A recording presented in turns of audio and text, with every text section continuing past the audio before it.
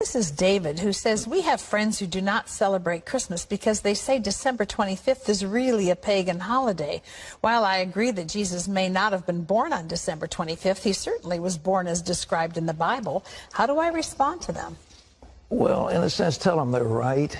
You see, the winter solstice a couple of days later was the shortest day of the year, and the pagans had something called Saturnalia. And it was a time of lawlessness because all the laws were suspended. And people, a bunch of singers actually wandered the streets naked singing. And then they had orgies, sexual orgies. It was a mass thing.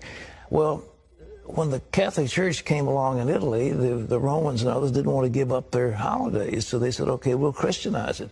And so they said, okay, we'll say the birth of Jesus was the 25th of December. And then there was a monk who began to add it up. You see, if you read in Luke, it says there's a census taken when Quirinius was governor and so forth and so on.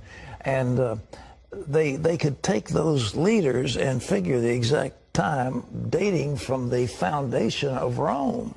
And that's when the dates were established. And so they get pretty close to the date. But to say it's the 25th, shepherds were out abiding in the field. It gets a little cold at night. I mean, were they out there in the middle of winter? You know, I don't know. I've been out there on the shepherd's field on Christmas Eve. It's very nice. But it's cold. And nevertheless, I mean, what was going on? So all this business about mistletoe, pagan. Christmas trees, pagan. Giving out gifts, pagan. Every bit of it is pagan. Every single bit of it is pagan. We've Christianized it all. And so that's good. And so we have time. We celebrate for Jesus. Everybody gets all misty-eyed. But the truth is, they're all pagan.